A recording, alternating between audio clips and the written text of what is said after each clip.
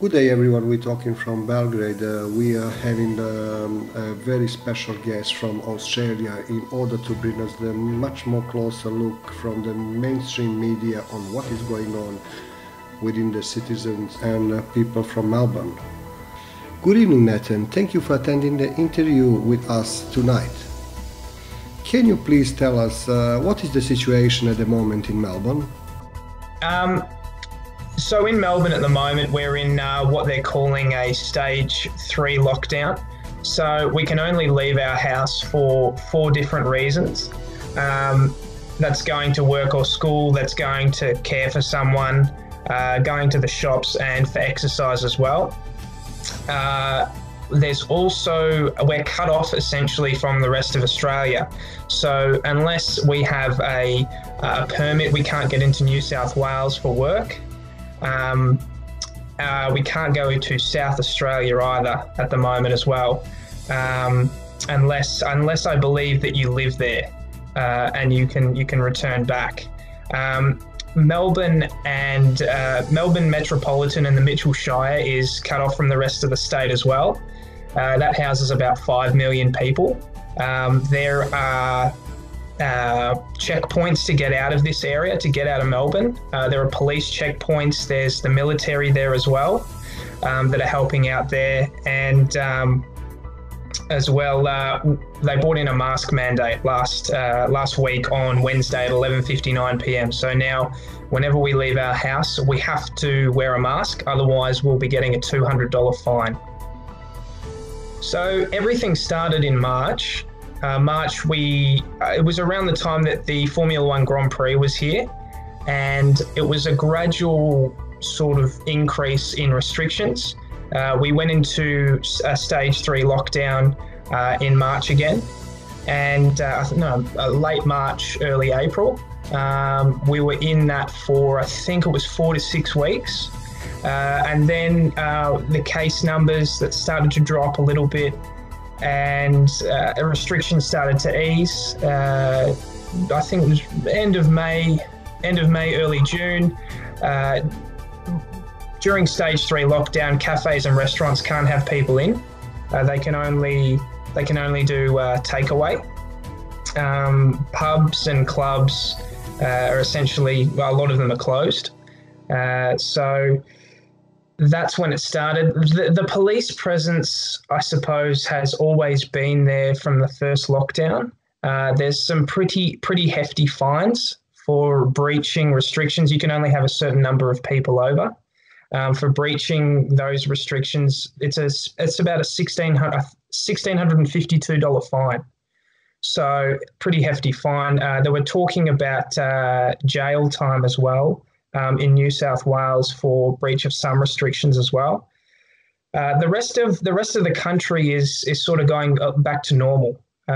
Western Australia, South Australia, and Queensland have had crowds at our football, the AFL. So crowds are back there.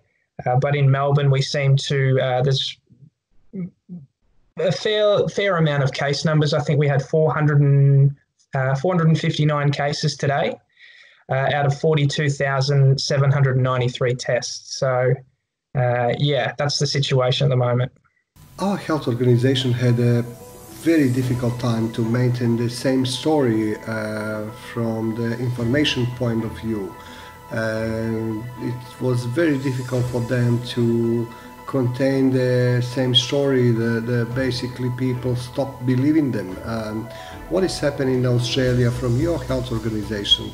Are they keeping the story the same, or they're having different views every day? What is happening at the moment? Well, I know specifically about the masks. Early on, when people were wearing masks, our Premier here in Victoria, Daniel Andrews, was telling people to not wear masks because it would be a waste of a mask. Now, a little bit later, in line with the World Health Organization, who've backflipped on masks as well, all of a sudden now we have to wear masks, and scientific journals will tell you that outside of a sterile environment that masks tend to be ineffective. and they hold a symbolic meaning, a mask. Dr. Anthony Fauci over in the US has said the same thing.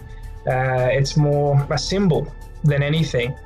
So there's been a lot of toing and froing with policy, and it's I think people down in Melbourne here are a little bit disgruntled with what's been going on. Chatting to my friends recently over the last sort of 3 or 4 days, they have had problems breathing with a mask on. And they'll take their mask down at a particular opportunity. And of course, when you touch your mask and you're touching your face, you're increasing your risk of infection. And the science supports this as well.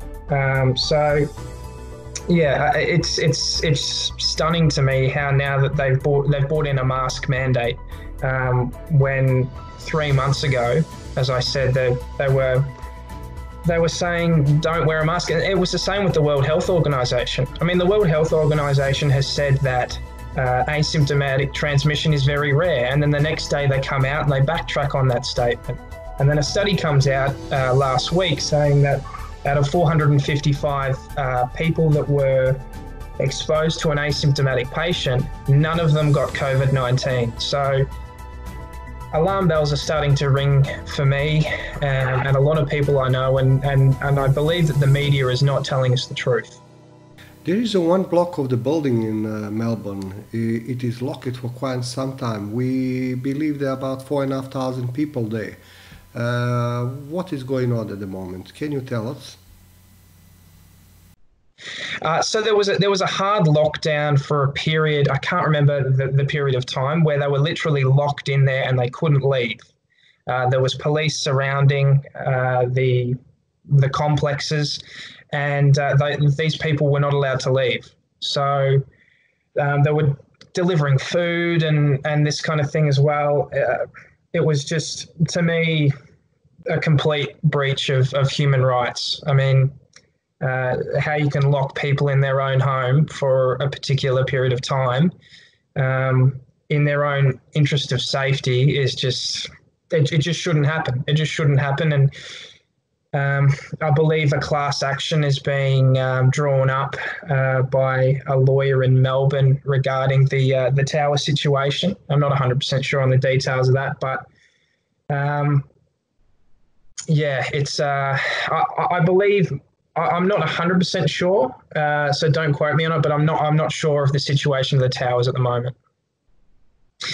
So there seems to be, people seem to be very divided. We've already seen people refusing to wear masks, and I think that's a small minority of people. The vast majority are complying with the mask mandate. There seems to be a vendetta in the media to demonize people who won't wear a mask, and everyone on social media is just jumping on that too, and they're demonizing people refusing to wear a mask. I think people are sort of there are the obedient that will just wear a mask and not ask any questions. There are the people that won't wear a mask because they're against it, and there are people in the middle too that aren't happy about it, but they will just comply with it anyway. So I think the longer this situation goes on, the more and more disgruntled people will get, the more and more people will wake up and start to ask questions, and at least I hope. So I know we had a protest during the first lockdown, and then there was significant police presence at that protest the first time, and there was only about 1,000 people there. So a lot of people in Melbourne are just very compliant with what's going on at the moment, but there are some people that are starting to ask questions, which is good to see, I suppose. They are announcing the vaccinations at this present moment. How your health organization is taking these specific questions on that? I mean, how do the masses are taking all this? And yeah, so a lot of people that I've spoken to, they've said to me, I won't be taking it. But I think it's a little bit different if the vaccine comes out and they say, well, you cannot go to work, or you cannot go to the shops if you don't have the vaccine. And that it's very much like the mask. It puts people in a rock and a hard place. They need to go to work. They need to support their family. And if the government mandates a vaccine like that, it puts people in a compromised position.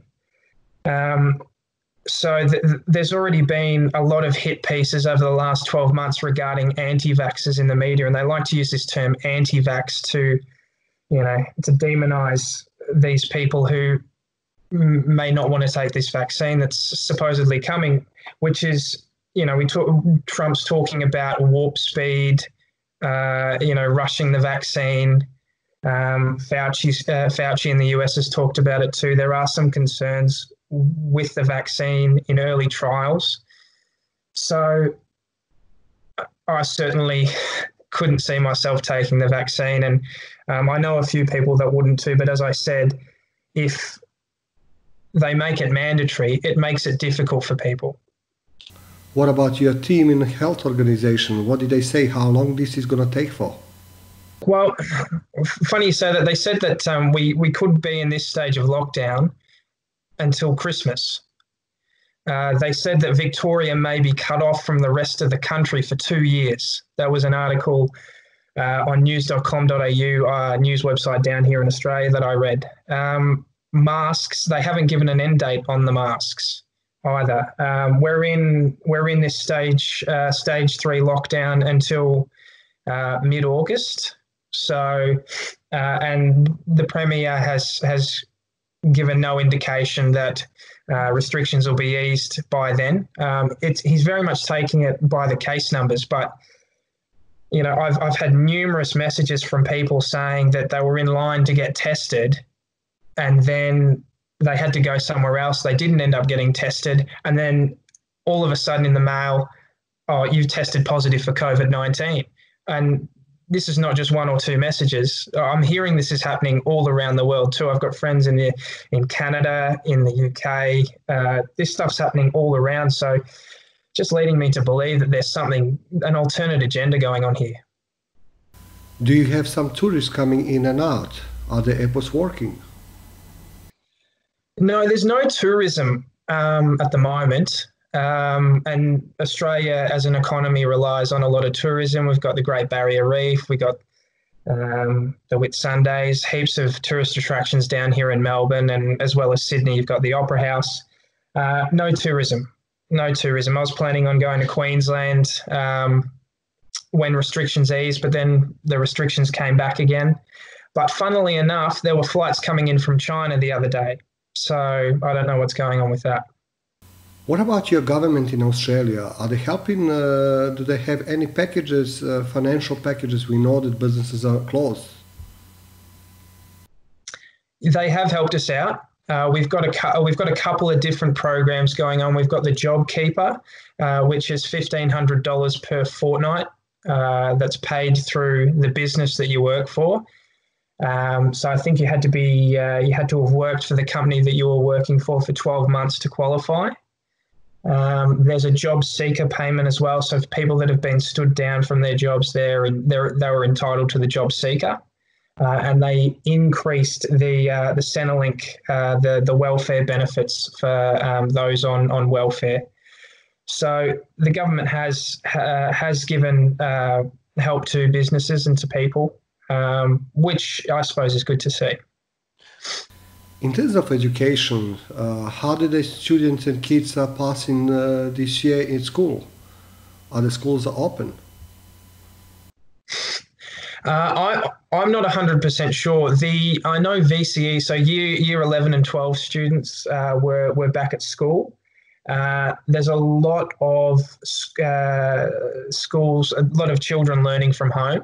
So it's sort of been on and off throughout the year, really. They talked about going back to school, then lockdowns came back again. So it's not something that I've really looked into in terms of the schooling. It's not something that I've kept a keen eye on. So I'm probably not the best person to talk about it, but yeah.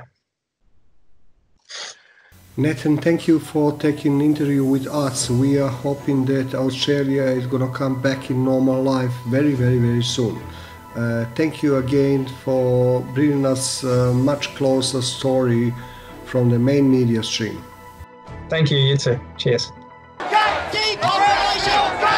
None of this is law, so whatever fine I get is not law.